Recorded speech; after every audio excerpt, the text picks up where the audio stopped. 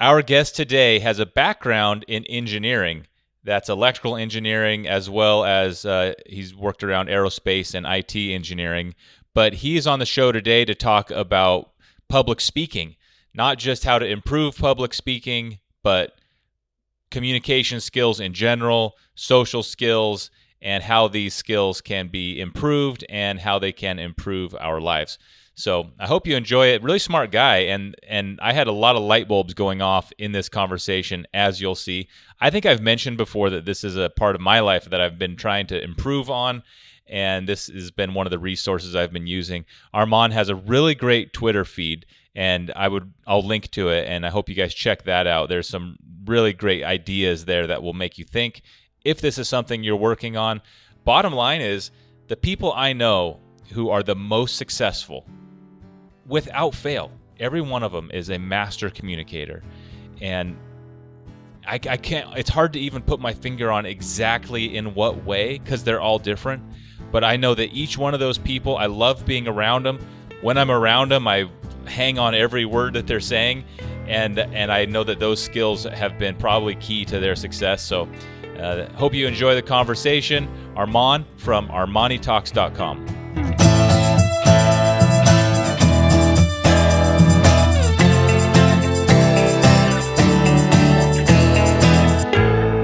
First of all, thank you for coming. And the way I'm kind of wanting to do this, I've got a short list, and I'm imagining like a lightning round of just giving you some of the questions that I'm kind of, I don't want to say struggling with, but the things that I'm working on and thinking about lately, which is how I came across your Twitter feed, which has been really helpful, by the way. Great work. But the first one is, I almost never do public speaking, like in front of a group. I don't want to. I don't have any interest in it. So can you explain maybe the difference, but also why, even if someone's not doing a lot of public speaking, why improving public speaking in that aspect is beneficial? Well, that's a great question, Nate. One of the reasons that public speaking is beneficial, even if you're someone who's not doing it too much right now, is mainly because you never know when you'll need it. And I'll give you an example. Let's say that you currently have a lifestyle where you're not speaking too much in front of an audience, but suddenly your best friend decides that he's about to marry his college sweetheart and he wants you to be the best man. In this case, a outlier was just thrown at you where you're going to have to do the best man speech. And if you've been preparing ahead of time, this is going to be a great moment for you versus someone who doesn't know public speaking at all. They'll feel good that they were asked, but later on, they're going to be like, why me? Why do I have to speak in front of all these people? And if this is your friend, most likely the people in the audience are people that you know as well, which can build up the nerves more. So, Nate, I would say that it's great to just know.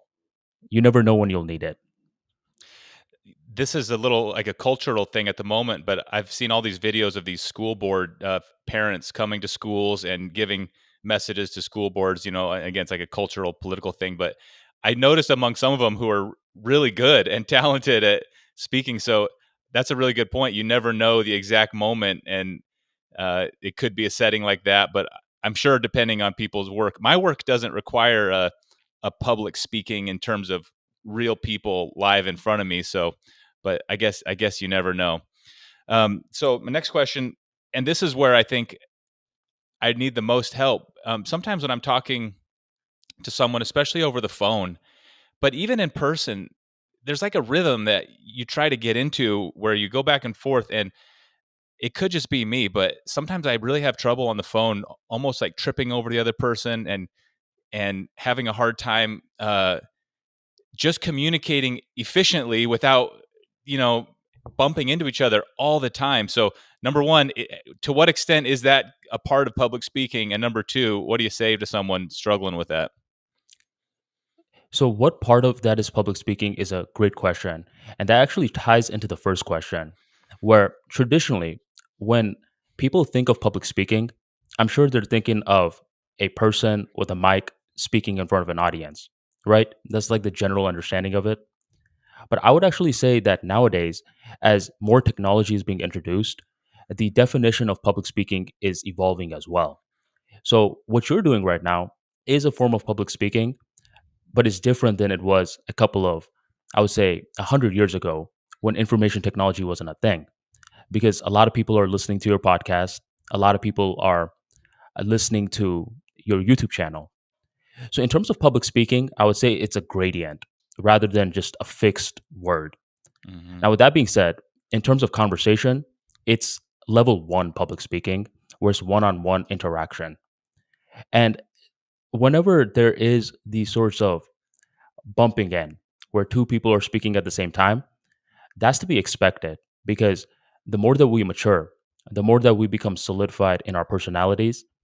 And as we get solidified in the personalities, we start to have thoughts at the same time. So if you can speak in a way where you're trying to reduce that rather than not expecting it at all, that's going to be beneficial. And you'll notice, Nate, and I'm sure you, of all people, have to deal with this because you're hosting people on podcasts, where at times two people try to speak over one another at the same time. And it's a game of adjusting along the way. So, to answer the question, it's to be expected, but the game is to just keep reducing it a little bit more.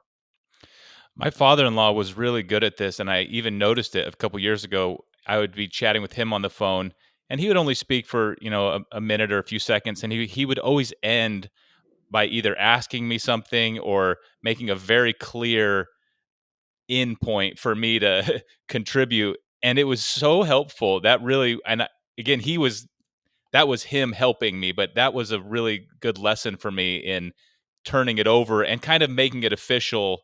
Sort of, it made it easier to know when I could enter without bumping in. Right. And that's a savvy move. You ever had one of those moments when someone seems as though they're done?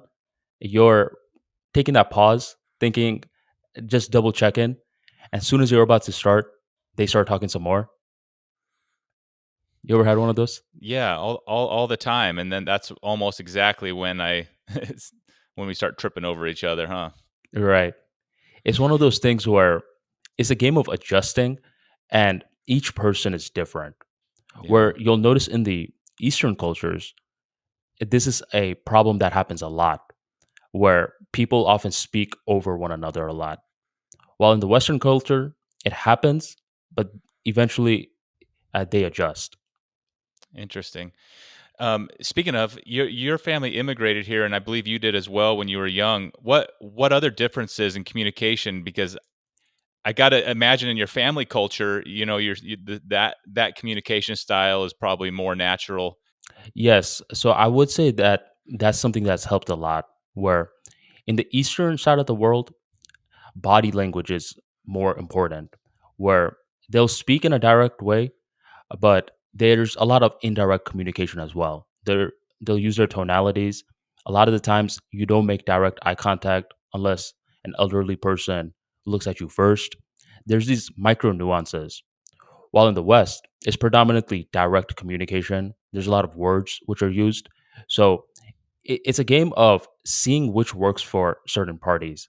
Nowadays, since we're living in a more globalized world where it's easy to see someone from the Eastern communicating because we could just view their YouTube channel, it's the the disparities are starting to melt away. But there are still certain differences that I notice where East predominantly focuses more on body language, West predominantly focuses more on direct communication. Hmm. And I got to also think, like with an immigrant family, for example, I had a business partner who was an immigrant from Russia. And I think the part of his personality that gave him the courage to leave his home country and enter a new place was he was cut from a different cloth, even than me. I've always been, Western United States, and so he was a great communicator. But this, I don't know if sense of adventure would be the quite the right term, but he was certainly willing to leave the motherland, and that was, I think, a much more part of who he was than the more traditional Russian cultural things. Although they were certainly there, but he was a really outgoing guy, and so it could be among immigrant families that the outgoing and the willingness to go somewhere new is maybe different than the people who stayed at home and have kind of always stayed close to their, a little closer to home. Well, that's why one of the phrases called immigrant work ethic, you ever heard of that before? Yeah. Is a thing where when you come here, especially as an immigrant, you're thinking, whoa, there's so many different opportunities here. Where depending on where someone is moving from, there's not that many opportunities. So when I'm in the West and I see another, let's say an immigrant complaining or whining about something, I'm thinking, what are you whining about? There's a lot of opportunities, but their mind is focused on what they can't do. But just like anywhere that you live, there's going to be good parts in the society, there's going to be bad parts. And I would say in the West, there are tons of different uh, things that you could look out for, especially if you start to prime your mind, you start to learn how to communicate. I've seen people with strong accents who are running big businesses because they took the risk and they know where they're coming from. So it's a matter of perspective. And I agree with you in that part where if you're coming here, you're leaving where you're from, there's always that level of guts that you need to have. Yeah. Um, one one area where my communication skills really kind of go out the window is when I get nervous. And I know this especially if it's a call that's sales related or if I'm trying to work out a deal. I used to do real estate and I would be trying to purchase a home from someone, and man, like when I guess that's where the practice comes in, but I could do fine in most settings, but if I was a little bit nervous, my heart was beating a little bit faster, all I would talk I would everything bad about my communication would get worse. I would talk even faster. I would talk over them even more. And I still do this where I would just talk too much. I would just fill I would almost not stop. I'd fill the crack and not be able to get out of my own way. And this was mainly for sales calls. Yeah, yeah, sales calls. Although anytime like I said, was a little nervous for one reason or another, but sales would be the best example. Or if I was pitching a deal or something to a person I really respected, or someone who I felt had a some more status than I, and I felt like I had to make a good impression, I almost shoot myself in the foot by just, like I said, talking too much. This is something that deals, I would say, you ever heard of Toastmasters before? Yeah, although I don't really know much about it. I don't know anything about it, but I've heard of it. So this is a public speaking club that's global. So depending on where you live, there should be a chapter near you. And this is useful for someone that's trying to improve their public speaking. So typically, when you're in the club, new members will be assigned a mentor. And that's when the new members who have a lot of speech anxiety, they want to reduce that speech anxiety. And one thing that the mentors often try to do is to get this person with speech anxiety to be clear. What is it that's bothering you? And once this person starts to become clear, they're often traced back to one key issue, which with public speaking, it comes down to the eyeballs. For some reason, people don't like it when there's groups of eyeballs looking at them. And when they can address that as to why that is, they're able to trace back that us as species, we don't like too many eyeballs looking at us because for our ancient ancestors, that normally meant that we did something wrong. And once this person is able to realize this core issue, that's when they have that moment. Oh, okay. I guess I'm more aware now and I was overthinking this. And once they can reach that insight on themselves by getting extremely detailed, that's when the fear starts to reduce in the process. So I would say you're on the right track where you're able to get detailed, where a lot of people just immediately react. You're able to spot this is when it happens, these are the traits, and this are the people that it happens to, which is typically one of the first steps in overcoming the fear. Hmm. I think I'm a relatively introverted person, and I know a lot of people who don't really have any interest in being the center of attention anyways. It's not something that they are comfortable with, or it's something that they want to do. There's certainly other people, I don't know, David Lee Roth, the rock star from the 80s, who's like, they just love it, can't get enough of that attention. But for people who are generally introverted, do these communication skills like pay off even in one-to-one communications or small groups, or are there ways that it takes time to get better and invest in improving? But for an introverted person, are there benefits aside from just the one, best man speech that might or might not pop up? Yes. So I had this one video on my YouTube channel a while back called The Introverted Speaker. And what I've noticed is that sometimes the greatest communicators out there are actually the introverts, specifically with public speaking, because most of the public speaking process is done by yourself, where you think of the topic by yourself, you brainstorm, you practice by yourself, and you record the speeches and watch it back by yourself.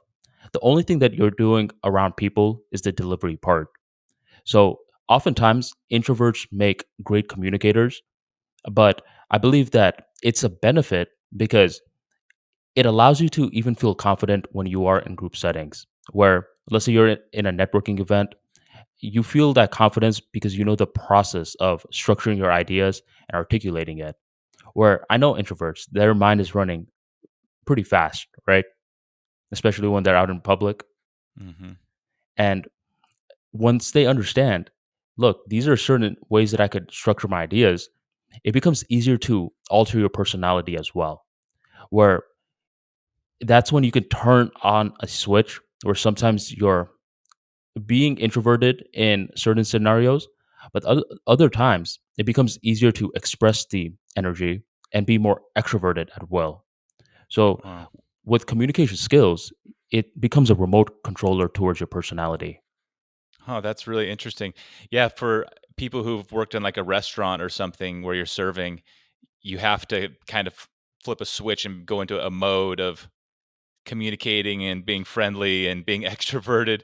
And when I would leave a job like that or a setting like that, I was always really exhausted and so happy to finally just be done. But the point is that you're right. It is something you can kind of turn on once you figure out how and get past the hard part. And it's like a tool in a toolbox. If you need to use it, you can. Doesn't mean you have to completely change who you are and be the center of every party or conversation, right? Right. And normally, the most charismatic people, Nate, are giving other people the spotlight as well, where they're not going out of their way to be like, hey, guys, look at me and watch me talk the entire time. Some of the most charismatic people we know are asking more questions, they're listening effectively, and Huh. they're contributing strategic points. So that's one thing that I've noticed where introverts and shy people often have that benefit because they know how not to be the center of attention, which is the Huh. essential basis for a lot of social intelligence. Wow. Can you talk a little more about charisma? I've thought about this over the years. My dad is super charismatic. He's the host of our channel, and he's got a talent that he's developed, and he has a God-given gift of just charisma. And I can't quite put my finger not just on him, but what charisma even is, if it can be developed. That's a good idea or a good point of asking questions and sharing the attention. Maybe that's one ingredient, but what else is there? So I would say charisma is a line of thinking where when we get to the essential basis of it all, there's two types of thinking. There's me focused thinking, and then there's us focused thinking. The charismatic person often has the us focused thinking.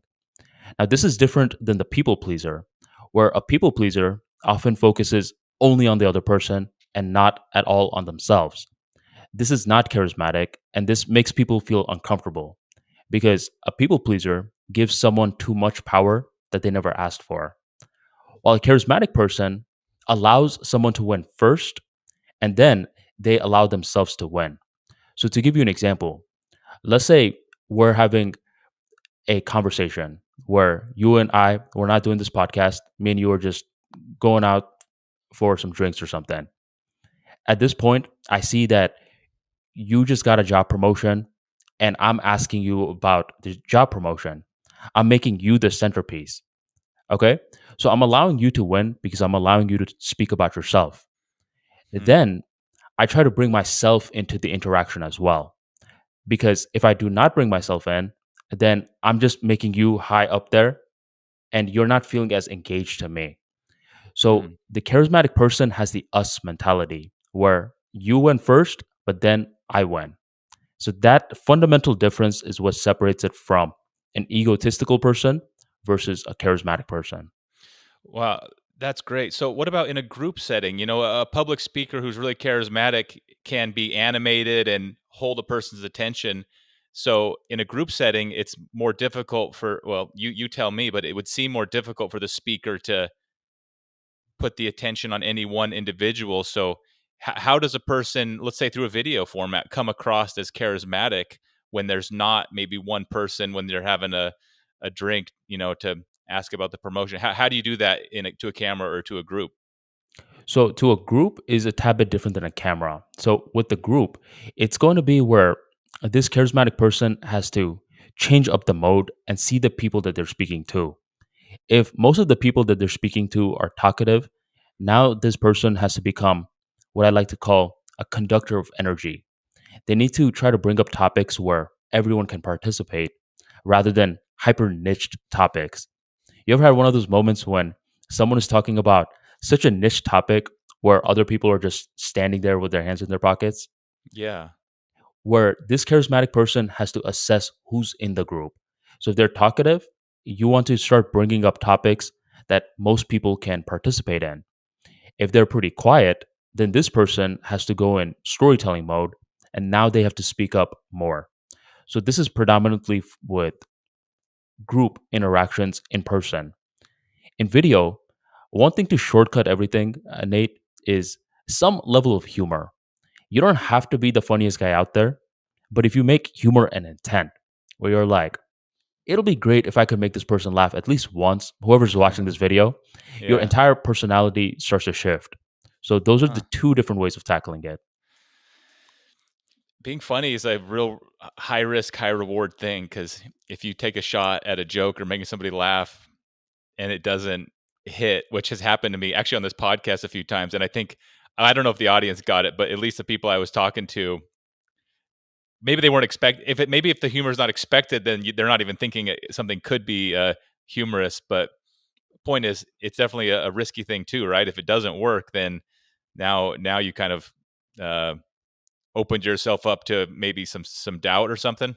Some doubt, some silence, and that's just a part of the game where Yeah, with charisma, it's taking you from a Newtonian view of reality where everything's fixed to a quantum view where things are probabilistic. Sometimes it's going to work, other times it's going to fall flat. yeah. And what's even more confusing is when a joke works perfectly with one person, but someone else doesn't laugh at all. And this is when Yeah, charisma is being exercised even more, even though it doesn't seem like it, because it allows you to be more bold if you don't alter too much in the future. So rather than being the person who's like, oh, whoa, this guy didn't laugh at my joke, I'm not going to tell any more jokes. But instead, you're the kind of guy that's like, this is one of many people out there, and this person didn't find me funny, but I'm going to keep the jokes going because someone yeah, else may. And your yeah. dad, I mean, you were mentioning your dad, who's you mentioned was a pretty charismatic guy. I'm pretty sure where tons of people view him as charismatic, one or two people are probably like, "What's the hype about?"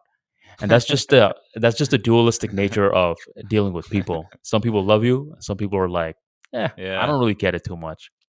Yeah, that's interesting and great point when you're speaking to a group. And for example, our audience, um, generally speaking, we have a pretty good idea what these guys are like. They're guys maybe like myself who have a shop and they like to do home improvement on the weekends, and they are into tools and lots of engineers and computer guys, but a relatively similar interest. Maybe middle aged family guys.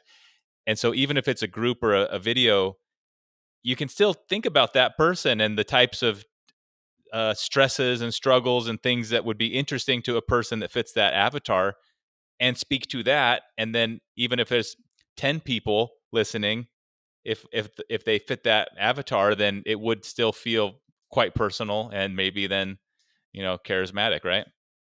Yes, you want to have the 1% mindset rather than a group mindset. So if you could speak to one person, I'm sure there's more people like that. And with your current channel, Nate, are these things that are interesting to you personally? Tools and Yeah, yeah, tools. definitely. It's the same things that I'm interested in. That's right. That's perfect. So, one cheat code, let's say you're some form of a content creator and you're trying to show more of your personality through the written word. Let's say you're trying to write a blog. Then a smart thing to do is to write to your younger self. And if you can write to your younger self, which basically means, let's say you're a 25-year-old person, write to your 20-year-old self or your 5-year-old self, giving yourself advice. You'll notice that your personality naturally is warmer because you're speaking to one person Hmm. and you're hyper targeted on their needs and desires. So, this is a cheat code to be more charismatic in content creation form. When I was done with high school and then I went to college, but from that point on, writing, I've always just had really negative associations with writing because all of the writing I did was for an assignment and it was basically like a survival mode. Like I have to get through this assignment in order to get through this class and so I don't flunk out of school and I spent all this money on college and whatever. And man, and after I was done with school, I basically only ever wrote if it was a matter of necessity, like an email or something. So, can you? This is a good segue, but can you talk a little bit about writing, how that overlaps with communicating and speaking? I don't write. It's something I kind of know I need to address and like deal with and get over my sort of bad associations with it. But how is writing and communicating um, related, or where are the overlaps? I would say there's a huge overlap, Nate, mainly because writing allows you to freeze your thoughts and it allows you to analyze your thoughts. And from there, you could see where there's gaps in your understanding and where you surprise yourself. Good writing is when you're thinking, did I just write that? And to write better, we have to unlearn a lot of the things that we learned in school. Because in school, they got us focused on the grammar, the spelling, the punctuation. Exactly. Yeah, which is good in the real world too, but it's secondary. The most important thing in the real world is doing your best to write like you talk. And that's something that's difficult in itself because we're consistently evolving as people. So, to answer your question, writing allows you to freeze your personality, to analyze your personality, and this makes you a better speaker in the process because you have conviction now behind your words. And I'll just give you one example to tie this all together. There's this one public speaker that I came across when I used to be in Toastmasters, and he was my mentee at the time. And in the beginning stages, he kept on trying to put on this act where he wanted the audience members to like him. That was the narrative that he was operating with in terms of creating the speech. So eventually, myself and one of the other members, we told him to write a paragraph regarding himself. What is one thing about himself that he's done that we would never be able to expect before? And apparently, this guy that was trying to impress others was the valedictorian of his class, and he wasn't poised to be the valedictorian. He was doing poor in his schooling in the beginning stages. So this was surprising. So I'm like, dude, speak about that. And at this point, he had his material already written and he pretty much just put it into words. And that was congruent with himself as a person versus what he was doing before. So writing allows you to control your mind better, which allows you to speak better as well. What about Twitter? You have a really great Twitter account, but writing on, and I've never even posted maybe just a handful of tweets, but is that related to writing? Do you use that as kind of the process to writing longer things? And would you recommend that as a place for people to? I mean, it is still writing, I guess, even though it's short. How do you use Twitter? Absolutely. I use Twitter as a public journal. So most of the stuff that I write there are advice to my younger self. And the reason that Twitter is powerful is because it allows you to crystallize your thoughts, get to the point, and every now and then, when a tweet is doing well, you could turn it into a thread, which means you turn it from one tweet and then you add onto it. So it allows for short form writing along with long form writing, and it allows you to do what I call attractive writing, where nowadays a lot of comedians are testing out their jokes through tweets before they take it on stage. So Twitter is dynamic. I think it's one of the best platforms to become a clearer communicator. Hmm. So I don't know if being an introvert is exactly the same as being a private person, but I know they're similar because myself, obviously, I've like given up all privacy with our YouTube channel, so I understand that. But still, my instinct is I don't post on even our family like chats. I like generally not posting in because I feel for some reason like I just would rather keep things private. So, what do you say to people who can see all the value of all of this, but putting themselves out in the public is just uncomfortable for them? In other words, are there benefits? That part they might just have to get overcome, but what benefits are there to getting to putting yourself out there a little bit? Well, I think it also depends on the business model, where for some people, it's a part of their business. Where for you right now, there's a YouTube channel along with other features. Where my personal philosophy is I'm also a private guy as well. I don't like to share too much about me. And I think the more that you create, the more that you're able to toe that fine line, Yeah. where you're able to keep it about the skills first, where the Armani Talks brand is predominantly built around soft skills. That's what I keep the center focus on, and I don't make it too much about me. Um, but I feel like I'm still not answering your question. To answer your question, what value is there in giving up a little bit of privacy? I believe that one of the values is that you start to build an audience who can resonate with you more.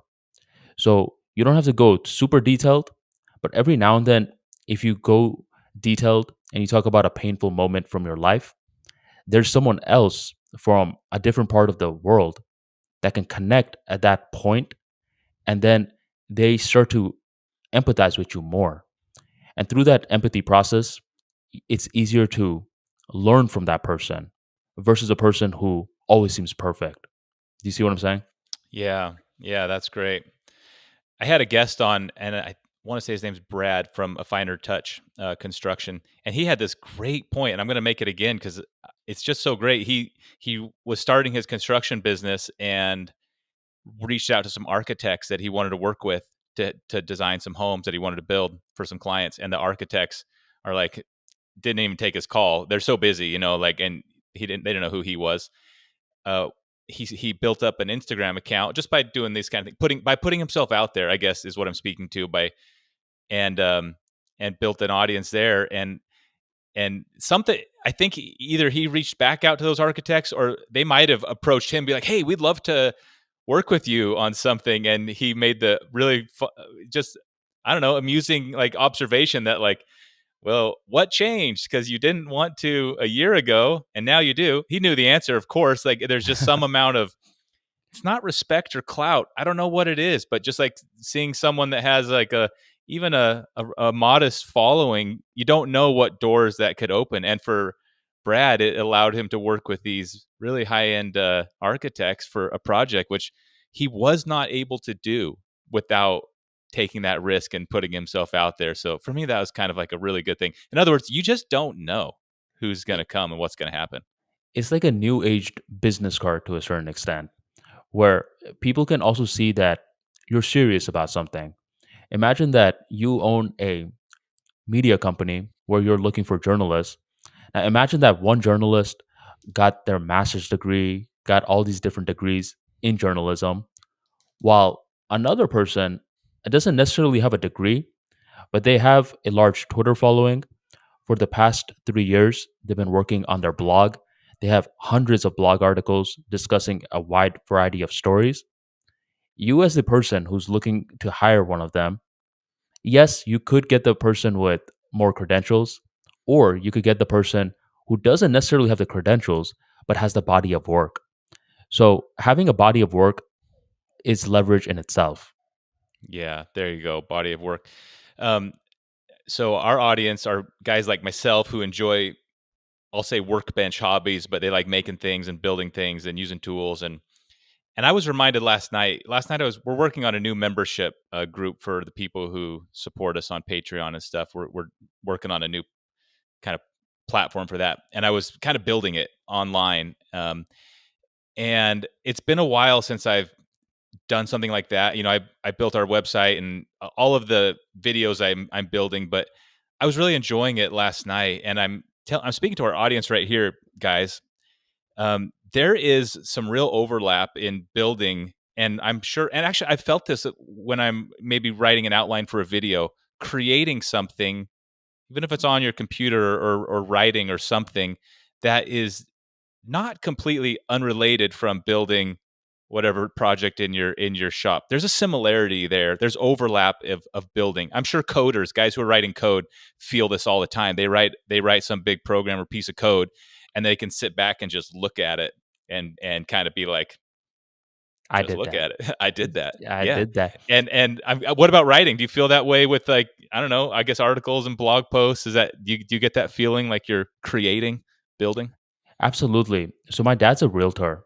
So growing up, I've seen different houses that he's bought, and I've heard some of the terminologies that he used in regards to house houses. And a couple of years back, I met this one guy who built houses for a living, and I thought that was the coolest thing. I was like, "You actually build a house?" He's like, "Yeah, I have a team of people that do it for me, and I guide them." So I was like, "Can I come and see what you do for a day?" And I did. I saw the different walls he was getting designed, the different.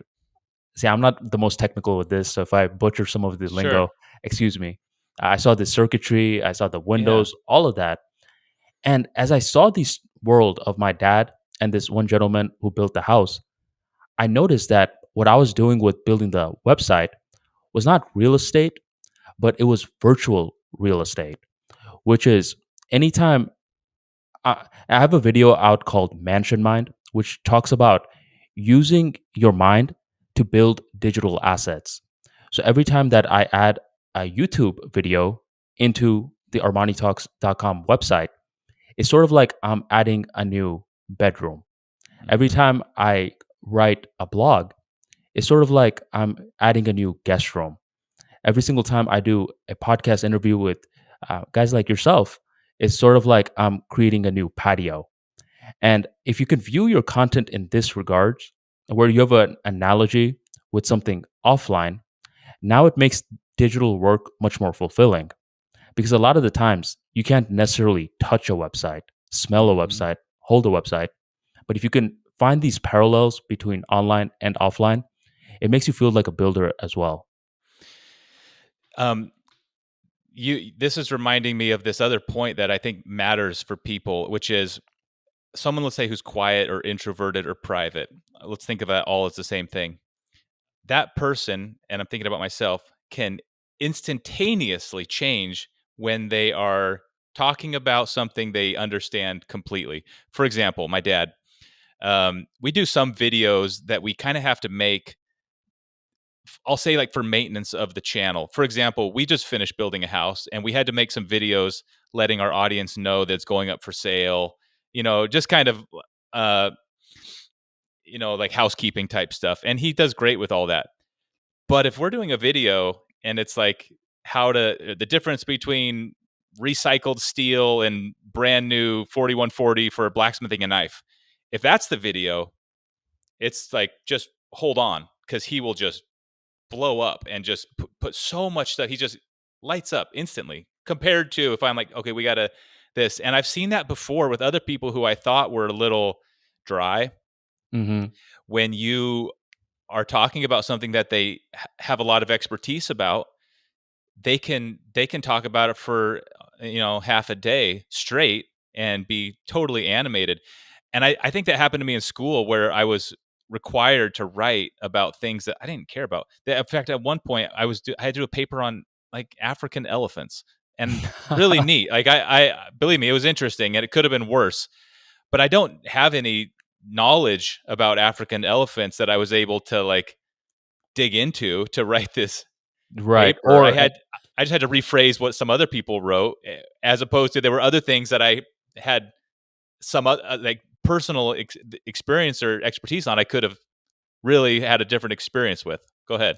Well, and you didn't have an emotional connection with it, where Right. when there's no emotional connection, now it becomes a chore rather than something that's play. Where with your dad, when he was talking about the steel Yeah. stuff, that was play for him. That wasn't work. Exactly.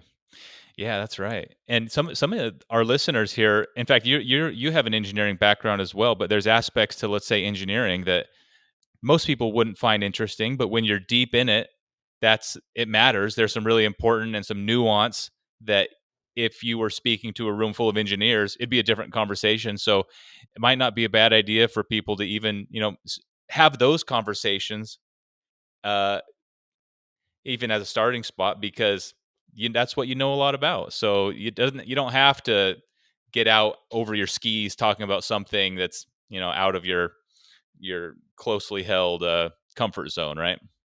Right. You want to be speaking about something that you're interested in, and then you can speak it in a language that interests other people as well. Where, for example, since we're speaking about engineering, for the longest time, it's as though some of my professors got paid on who could bore us the most because they Yeah. had us just, memorizing these formulas, capacitors, diodes, but we never saw it, which didn't make it real for us. We saw these symbols in textbooks, and that's about it. But later on in our journey, once we actually saw the diodes, the capacitors, the battery, and we used it in order to make a radio, now this concept became alive. So if a person is in a technical position, if they can find a way to use this knowledge and make it captivating to someone else, where if you just look at most people, they have this big sticker on their forehead that writes, "So what? What's in it for me?"